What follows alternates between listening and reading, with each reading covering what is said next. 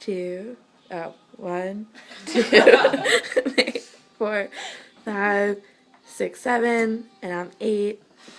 Go ahead. Okay, I'm Erica, and I'll be doing my informative speech on cochlear implants. Just for an intro, I'm just going to show this 50-second video, and then I'll explain it afterwards. Here we go. It's coming back on. And ease it back on again. See how he turns? Hi, Jonathan. Talk for a second. Hi. Could you hear that? Hi, sweetie. Could you hear that? Hi. Hi.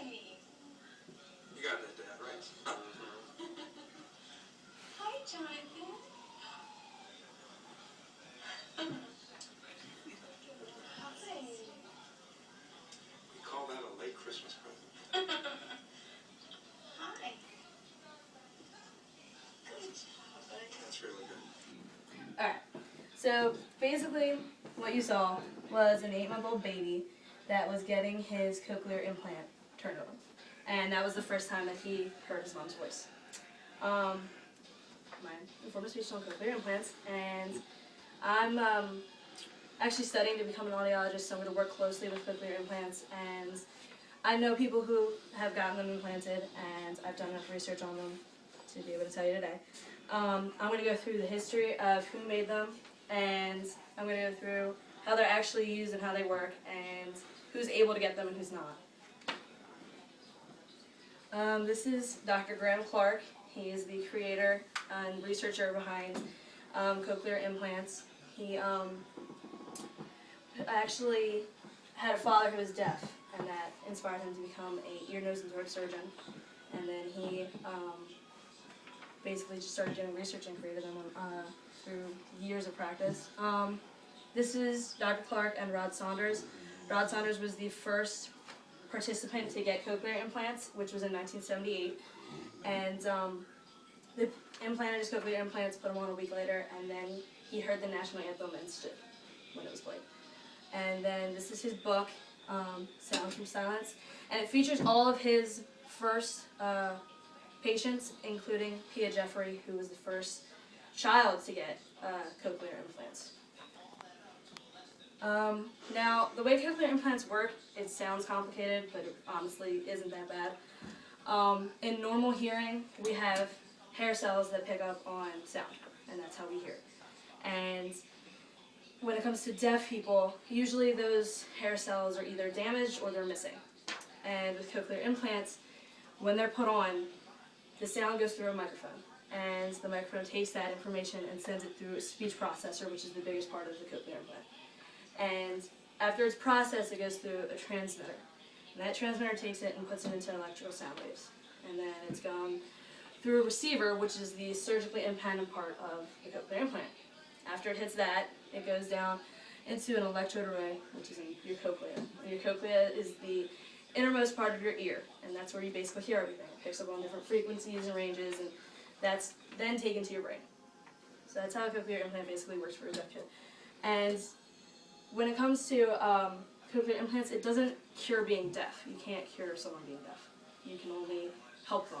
And it basically imitates sound. It doesn't actually make natural hearing. And not everyone can get it.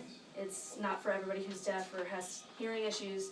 It's for adults and children who have profound hearing loss in both of their ears, which basically means they can't hear much at all. And adults can get them if they're profoundly hearing, like in both ears. And they can or cannot have hearing aids before that, but usually they have hearing aids and they're not working. And children as young as a year old can have cochlear implants, but it depends. They also have to have really severe hearing loss in both ears. And now they're doing research with younger children. Like you saw in the video, the kid was 8 months old. With kids who are younger, because the FDA actually made a rule now that a year and older to get them, but they keep doing more and more research saying you can get it younger and younger because it's better for them to hear. Because if they say get it when they're 8 months old, their communication skills are better when they're older, and they're able to develop them a lot quicker. So they're doing more and more research with that. And basically that's it. Any questions? Thank you. Alright, I need 3 questions. Joe. How much is a cochlear implant? It ranges. No, it starts out at 40,000 and goes up from there. But usually nowadays insurance is covering it more and more. So, you said like it normally goes through the hairs in the hearing. It just like transmits through there straight into the ear. I don't really get it. Well, with normal hearing, it goes through your ear and hits like the hair cells and everything, and then it kind of just transmits itself to your brain.